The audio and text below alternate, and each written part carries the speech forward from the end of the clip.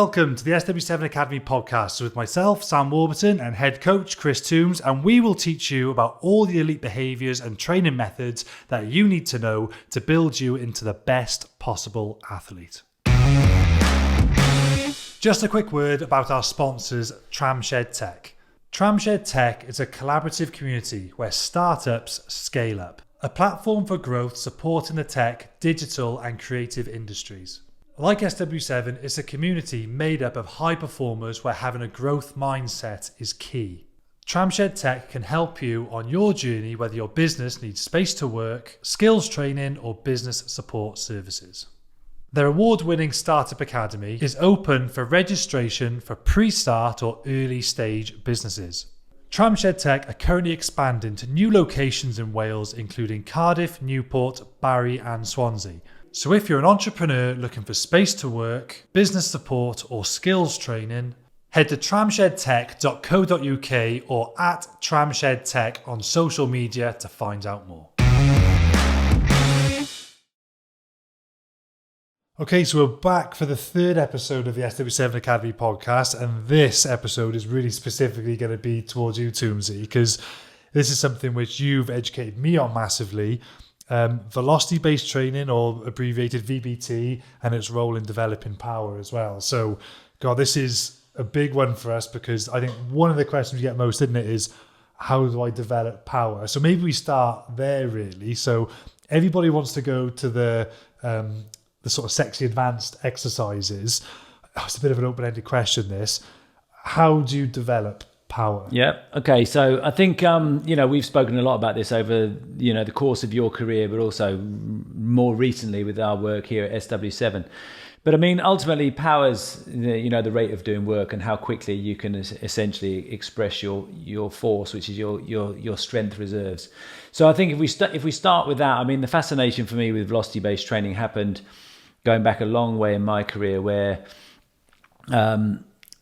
Leicester Tigers were very closely aligned with England rugby for obvious reasons, especially in and around the 2003 World Cup. That's when I first got exposed to the technology.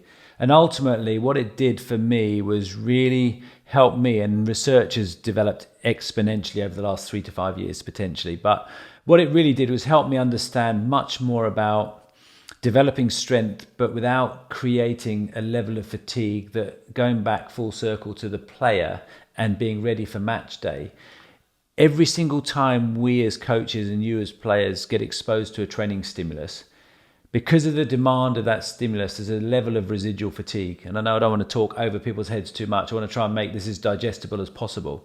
But the realities are, if we do too much volume, then coming into match day, you get the typical comment, which is, my legs feel like lead, and I feel heavy, and I feel like I can't express that force as optimally as possible.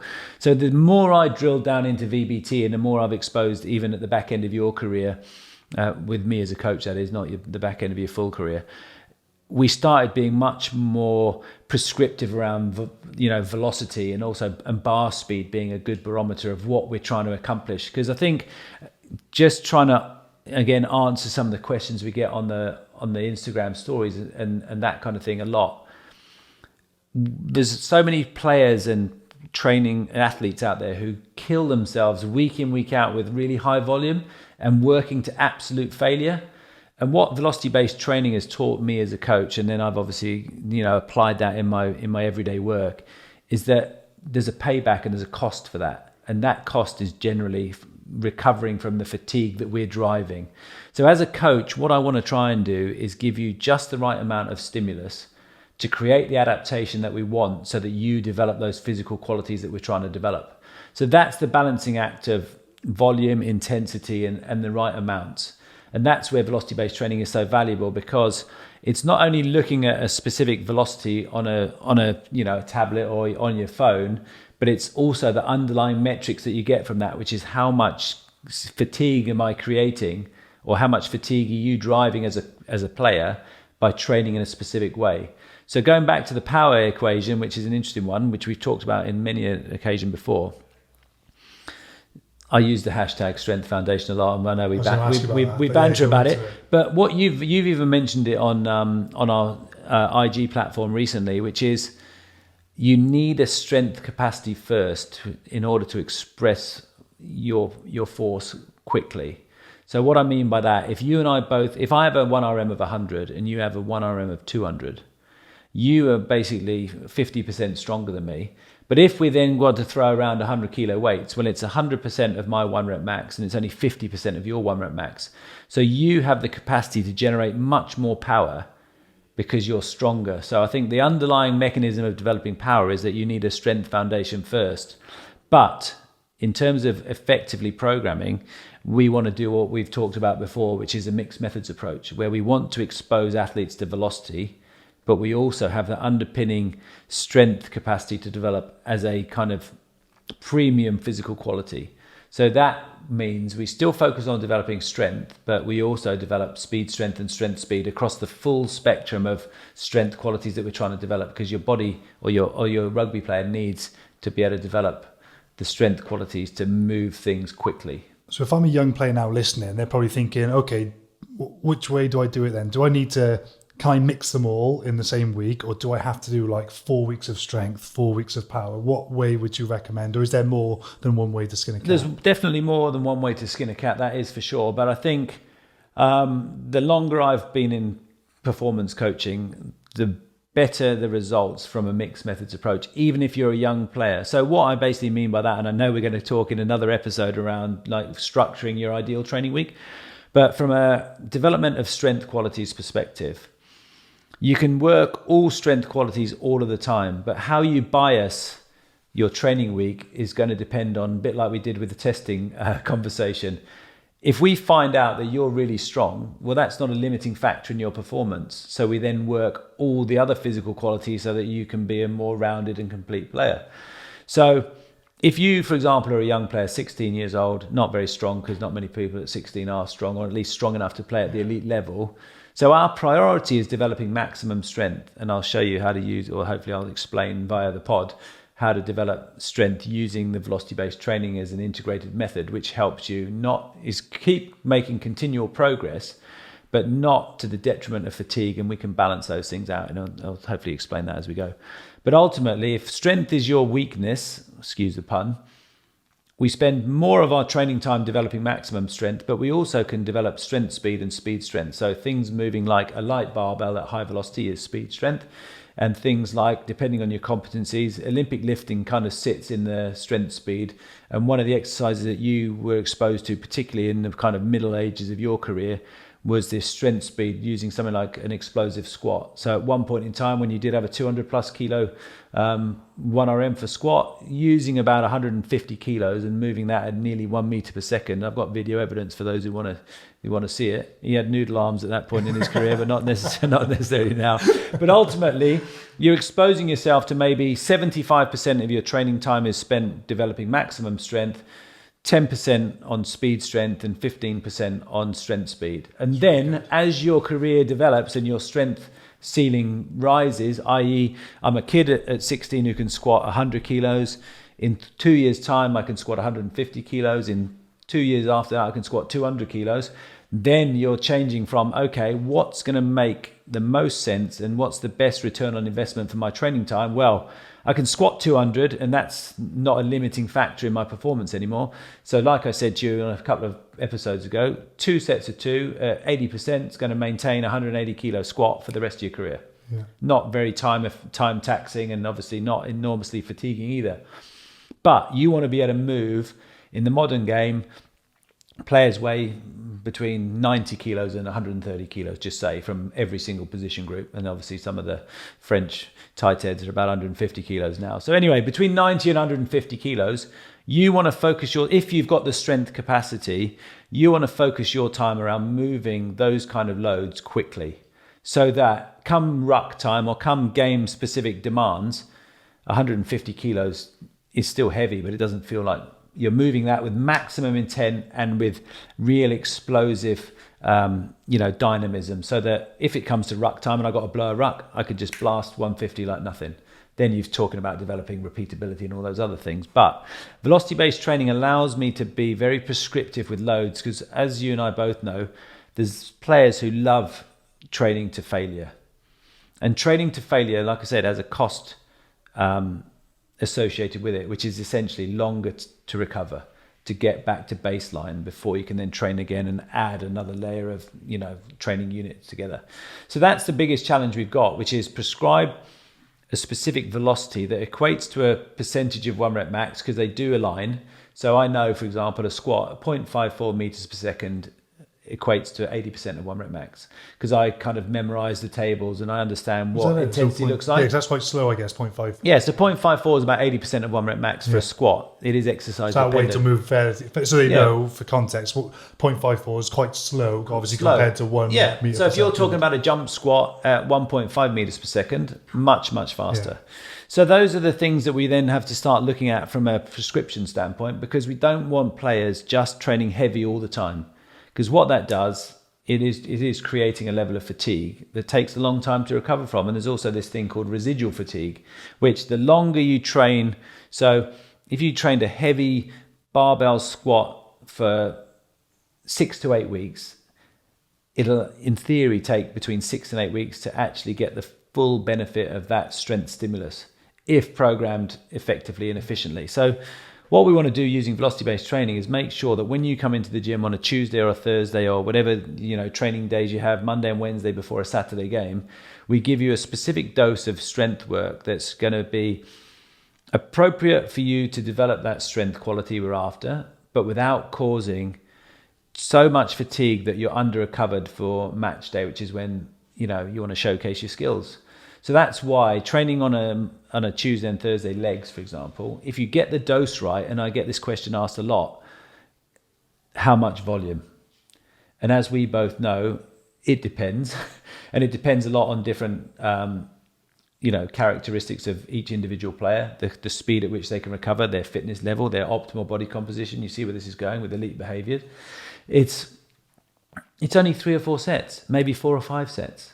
We don't need enormous amounts of volume if high quality strength is what you're after. If you want hypertrophy, by design, you need a little bit more volume because you need to stress the muscle that little bit more. But the more hypertrophy you do, the more you blunt your adaptations to those fast twitch fibers. We want to encourage development of fast twitch fiber. And that requires intensity and heavy lifting, but not necessarily huge amounts of volume. Say that, because I think you've explained it really well, using the different speeds of the bar. 0.5 obviously being much more strength focused, 1.5 being really explosive. If a young guys or young girl is listening to this now and thinks, all right, I want to implement this into my next lower body sort of session, I know there's, like I say, loads of different variables, training experience and all this stuff. How would you start to structure a session and using VBT and to develop power? Would you start with strength sets? Would you start with power sets? How many of each would you look for? Yeah. If you're giving someone just a rough sort of guide on how to structure a session to develop this, what would you tell them? Great question. I mean, these are the sort of things that we can't answer on IG in 15, 20 second story. Way more than 15 seconds. No, exactly. But this is exactly the sort of content that I hope that the listener is going to want to hear. And for me, it would be a bit like I say, the mixed methods approach. If you're a young player, there's 3 things. So we can delve a little bit more into my own personal training methodologies here, I guess. I've got 3 pretty much groups of player. Train to develop, which is those young players who've got very low training age. You've got train to compete, which is those in the prime of their career, sort of 20 to 28. And you've got the train to thrive. I used to call it train to survive. But you've got the train to survive. That's the group we're in. That's us. That's us old people who need lots of modification in their training for various reasons. But ultimately, all of our programs may have, the cornerstones might be the same exercises, but how we chop that up is going to change enormously. So like I said, about 75% of a train to develop player needs more of a strength foundation. So they might need to typically a younger than novice player. younger, low training age, 1 to 3 years of training experience, for example. So 75% of this training session is going to be maximum strength focused. So I'll structure it for you. The other 15 and 10% is going to be speed, strength, and max strength speed. So I'm going to start with the highest, fatiguing quality. So just say my power exposure. So I'm going to do bar only, literally 20 kilo barbell. I'm going to do 2 sets of 3 jump squat. If I've got access to my VBT device, brilliant, because I can benchmark you and I can keep you honest with training intent and real high quality exposure to, this is the speed I want you to try and move it at, 1.2 to 1.5 meters per second. But I want 2 sets of 3. I want maximum effort, really, really high quality. But yeah, it's only 6 total reps. That's at the speed strength end of the spectrum. Then, because I know you as an athlete and I've got to know you, and I know that you've got, say, a 1 rep max as a young player of 100 kilos, I'm then going to want you to do some sort of explosive strength exposure. So if you've got Olympic lifting kind of competency, I'm not saying every program has that within its kind of parameters and its session design, but if you can Olympic lift, you can either do that, something like a hang clean with 60 to 80 kgs would be your kind of strength speed exposure, where you're trying to produce force really, really quickly under moderate to heavy load. 60 to 80 kgs is a 16 to 18 year old's a decent hang clean. Obviously there's people who can do more, but that 60 to 80% in the kind of moderate to heavy bracket, but with intention to move those weights quick. So I'm going to do speed about 1 meter per second. 1 meter per second in and around that sort of number. So that's the history of the sort of Olympic lifting, and this isn't my research, but there's a guy called Dan Baker who's famous in strength and conditioning. For most people to complete a hang clean or a power clean, then bar speed of around about 1 meter per second is that kind of threshold where it's make it or miss it type scenario. So ultimately it's moving relatively heavy loads relatively quickly. That's your strength speed stimulus. And for, like I say, for most developing players, whether that's an explosive squat, an explosive hex bar, or an Olympic lifting variation, same again, probably 2 to 3 sets depending on their needs. It might be 3 sets for some people, 2 for another, it might be 4 for another. But then the meat and potatoes of that session are going to be your core main strength exercise, whether that's a squat, whether that's a hex bar deadlift, whether that's a prowler push, or whether that's a single leg variation. For me as a coach, I used to be very hung up. I won't lie to you, I've obviously evolved my practice at the moment, but I used to be very hung up on everyone must clean, everyone must squat. I then learned to be a bit more, open-minded and think a little bit more laterally around. Xavier Rush was a great example of someone who helped me establish a more rounded approach to developing a player, not necessarily developing an athlete. So my views on just being a squat and clean type guy changed towards which exercises are going to be needed to drive adaptation, and then you choose one. So you have a menu. If I'd gone back 20 years to our kind of physical development times, chances are we wouldn't have squatted as much. We would have used a hex bar dead. We would have used a sled more, whatever it might be. So you're jumping at the front end. You're using moderate to heavy loads in the middle, but with the intention to move them quickly, never to fatigue or never to failure, sorry. So you're looking at 2 to 3 reps, 4 reps maximum. And then, like I say, the meat and potatoes of the session is your key lift, your squat, your deadlift, your sled, or your single leg variation.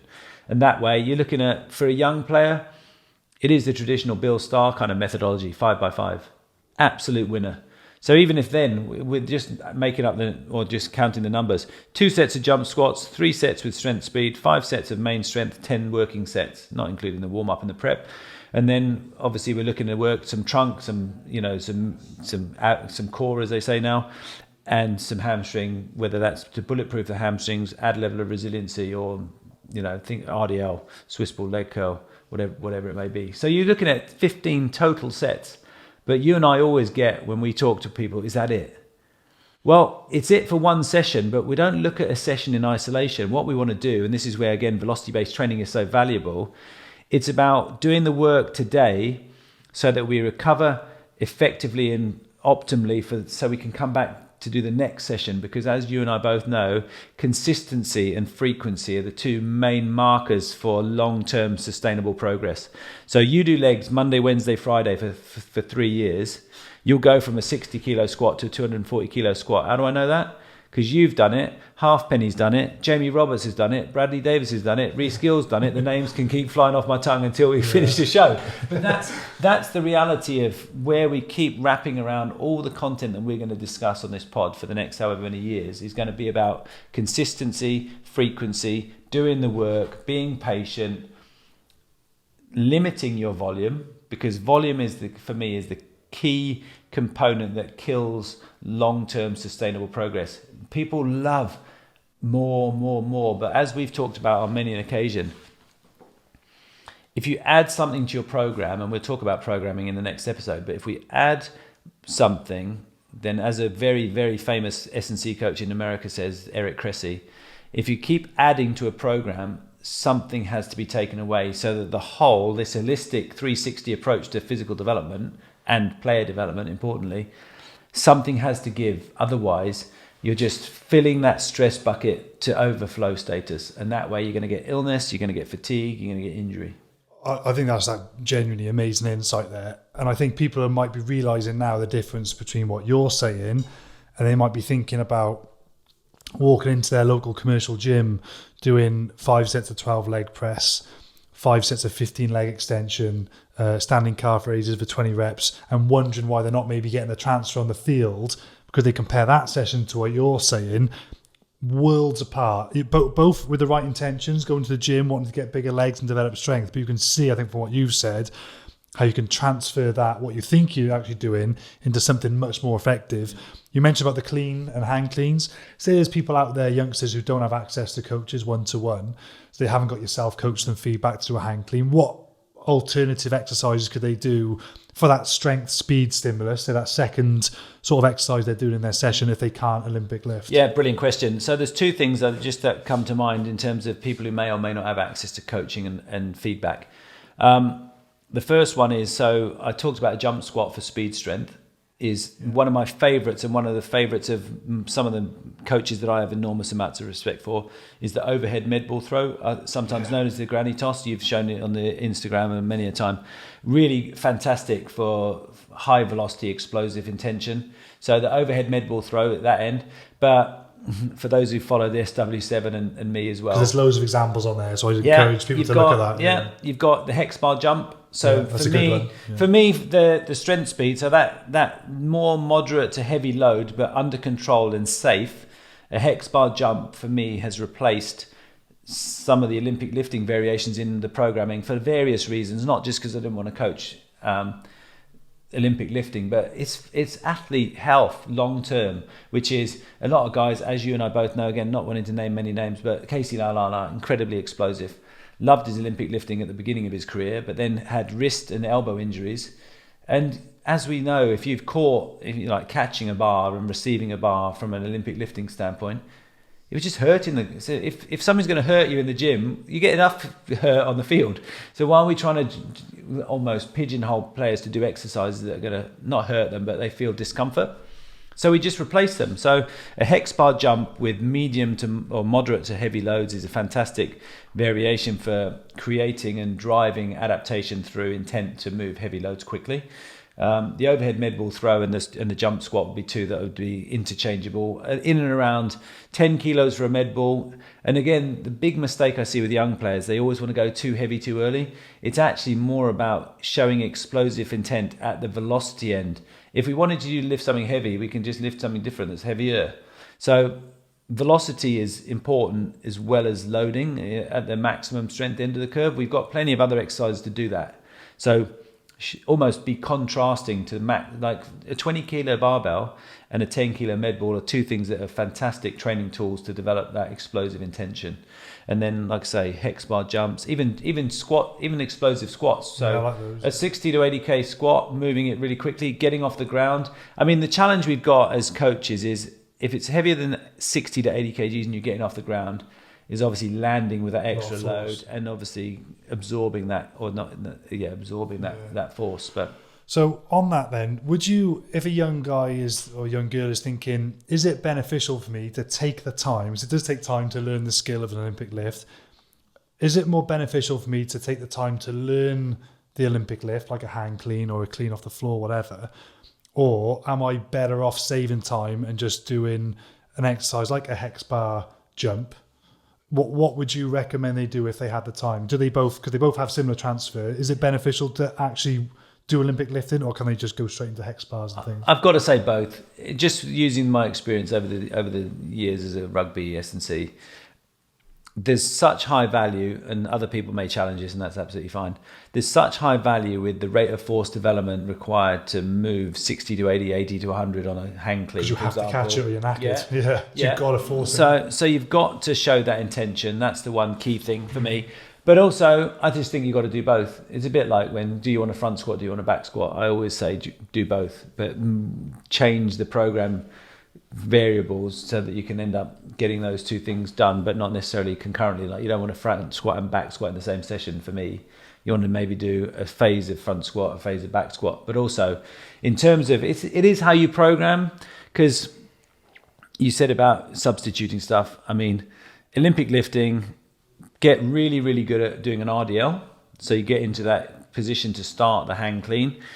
Front squat, because inevitably you catch and maybe in a really deep flexion position as well, bottom end of the.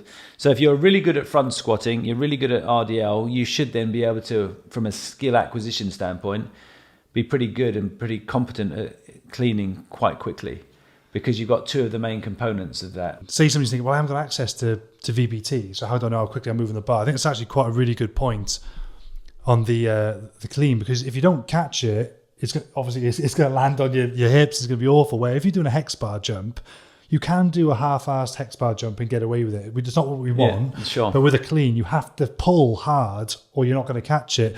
And that was going to lead me into my next point, which you mentioned before, the importance of intent and max effort when doing power. Because I know you've had some clients that you've had one-to-one, and they think they're doing a power exercise like a med ball throw or jumping with a bar on their back. But you can just see from watching them, oh mate, that's about 70-80% effort. What's the importance of when you're doing these power exercises that it has to be absolute maximum intent, otherwise you're not going to get. Yeah, I think that's one of the, there's two key values for velocity-based training in my experiences. And one is teaching and learning intent. So you're encouraging a person to move with maximal effort and maximal intent, and the kind of reward for that is the athlete seeing on the interface that they're moving at a certain velocity.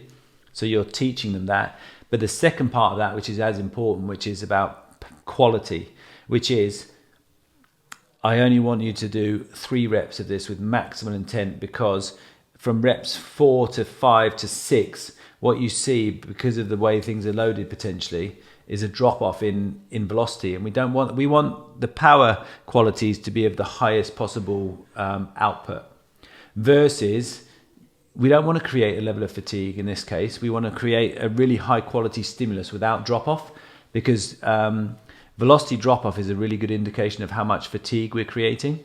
So if we create too much fatigue, not only now in the acute sense, as in the first 3 sets of our session, but across the session, and then across the next session, the next session, the next session, what you find yourself in is a big training hole, which is obviously an element of residual fatigue, where you're not feeling the benefits of the training stimulus that we're trying to provide. Sure, explain that, because that's really important. I found it fascinating when I was an athlete, and you'd be doing these things on me. So explain what happens to sort of the figures, the numbers that are coming through to you on your phone when you've got the VBT set up and it's on the bar, and you're aiming for a certain bar speed. Explain what that means, the drop off, and when you tell someone they need to end the set. Yeah. Okay. So if you're trying to develop power as a quality, you want a really high level of exposure to a specific stimulus. You don't want to create a drop off, because because that's creating fatigue. So what you want to try and do is get your load prescription so precise that if you've got 100 kilos on the bar and I want you to move it at 1 meter per second consistently for three reps, and you can't do that, that's telling me as a coach that 2 things are wrong. 1, the loading's wrong, or 2, the athlete in front of me's got a level of residual fatigue from the last week's game or the last training session you did. You might have done a heavy fitness session the day before, or contact or collision or something. You're under recovered. So for today, that's not terrible, because we can modify and adjust your loadings to make sure we hit the right velocity zones that we're trying to drive for, the outcomes that we're looking for. But long term, if you keep on a downward trend of, I'm asking you, most days when you're feeling good, you can move 100 kilos at 1 meter per second easily. If over this training session, the next training session, and the one after that, you can't, there's a reason for that. It's either inappropriate stimulus, too much volume, too much rugby, too much collision, too much stress in life. You've got 2 kids and a dog and all the other drama that goes along the chaos of home life. It's not, it's contextually, it could be various different reasons why you can't. So then I also think, well, my programming's got to be wrong, because I we're not making any improvements, so I can adjust the programming. So that's why velocity-based training is very helpful, because there's lots of different moving parts going on here, but it's helping me gain intel and insights into, right, physiologically, something's not right, you're undercovered. Well, why is that? Well, you've had 5 games in a row and your playing minutes are high, and you basically 5 games in a row, it's fatigue that's uncontrollable. The game is the most fatiguing element of your weekly exposure to any training or playing stimulus. Of course it is. That's emotional, stress, psychological, physiological, everything. But that's why we can modify and manage programming adjustments day to day, week to week, every single week, because we can use the numbers that we're seeing and the velocity drop-offs. If, for example, I know players at this time of year who get absolutely hammered by coaches with overly prescribed volume in their pre-season, 100-meter repeats for 30 reps, which some club teams are going to do at this time of year. They are. What you're against that, you think? Because they think they're building capacity, but ultimately they're also creating a level of fatigue that has impacts on all the other training variables we're trying to... The programming, and I know we're going to spend a whole episode on this later, the programming piece is massively fascinating for me still, even in this 28th year of working in strength and conditioning, because solving that problem is going to be different for every single player in a squad, because of the different, the props, the hookers, the second rows, the back rows, the outside backs, the 10s, the 9s, whatever. So many people need so many different things that fitting that jigsaw together coherently is really, really hard, isn't it? So that's why I'm still kind of fascinated with trying to solve everybody's problems. And I'm not saying velocity-based training solves everybody's problem, but in the gym setting, with a level of exposure to that technology, we can do our best to make sure that the dose of strength work that we're doing today has best bang for our buck, return on investment down the line, whether that's the quality of the work we do today, plus the quality of the work we do the next time we train, plus the quality of work we do the next time after that.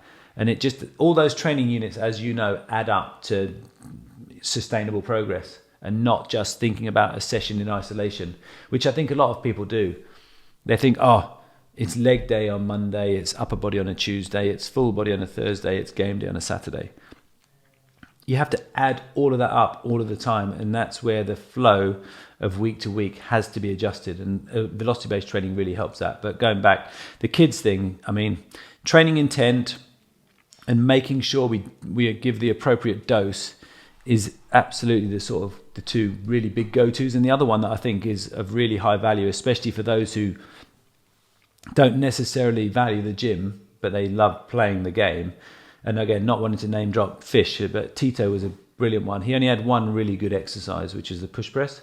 So, which is great in a way, because it's, total body. But we always used to put the velocity-based training on him for that, because it made him feel good. Because when everyone else is giving him a hard time that his bench is rubbish or XYZ, actually he's one of the best at push press in the organisation. So if you had him... How's that then? How can you be so good?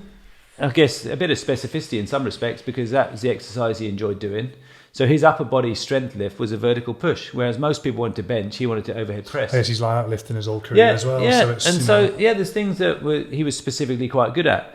But my main point being, add a layer of competitiveness, and the alphas want to come out and play, which is why if you get that competitive drive going within a training session, you get output. And if you get output, you get, outcomes. And ultimately, outcomes is what we want, which is a player being better physically to play the game. So, and Rushy was another one. The alphas would always come out when the VBT was out, because they wanted to test themselves against their peer group. But also, I think I've seen it in other sports. So I worked in cricket for a bit. The lads got competitive with moving a fixed load at a certain speed. So that for me was great, because one, it drove intent and intention to move weights quickly. But two, because I basically got into the psyche of competition, they gave me decent output. And if they give me decent output, then like I say, the outcome is a better quality athlete. So that's the win. So you use velocity-based training not just to understand velocity loss and creating fatigue and dosing appropriately with the right level of weight, but you also use it to, gamify training, because 50 weeks a year, 45 weeks a year training. You can get mundane, yeah. Correct. So and also that way we can manipulate training variables using velocity and not just weight, so that people aren't just hitting the heavy loads all the time, but them using, again, just to summarize really, we're using a mixed methods approach so that they get speed, they get strength speed, and they get strength. So they get all the strength qualities in one session. Amazing. Which is efficiency as well. Because we haven't got, in pro sport, people don't realise, you've only really got 2 weight sessions a week. Yeah. So you've got to be as precise as possible, because there are other training variables to factor in. And I know we're going to spend the whole of an episode talking about, what an ideally weekly structure looks like. So I guess to round up this one, there's some people probably thinking, oh my God, I got to get my hands on a VBT device. Is it something that is accessed by the general public? And if so, where can they get them from? Yes, so this is an interesting one. So there's a company that I used to work for quite a lot called Push, who've actually been acquired by Whoop. So those who know about the Whoop band. Yeah. So Push have been acquired by Whoop, and they're going to put the Push band into the Whoop band, which I'm quite interested to know. That's probably between 6 and 9 months away. The good news is, if you are an iPhone user, there's a company called Metric VBT, which uses your iPhone and I'm not getting paid by them, but I really like their product. Is that when you filmed? The one so you can film, which is great for video feedback as well as the velocity-based training feedback. So you've got Metric VBT, which is a download on iPhone. I'm not sure whether it's available on Android yet. And there's another great company called Output Sports, who are also a very small device, which is both Android and Apple enabled, which basically means you can use that. But there's small devices, and then depending on budgets, you've got camera systems, you've got tethered units, which are things like Tendos and GymAwares, which attach to the barbell as well, but they're slightly more expensive. But there are a few. But the Metric VBT iPhone app is fantastic for people who just want to download an app for free. At the moment, I'm sure at some point they'll charge, but for right now, it's a brilliant free download, and that's VBT in your pocket. I just laugh, and then I'm looking at the clock, because we're looking at sort of time of this episode, and people wonder why we can't do enough on power on an Instagram story. It takes us 36 minutes, because when someone says, how do you develop power? It's like, God, where do I start? But I think that was so fascinating. And for youngsters now, at least you can completely see the thought behind the methodology, how you do power. Don't just mindlessly jump on boxes. There's a lot of strategic implementation that needs to be put in place. But I think what they would have learned for the last 37 minutes, absolute gold dust to develop their power moving forward as athletes. Brilliant. Love it. Lovely. See you next week, Toomsy. Yeah, see you, mate.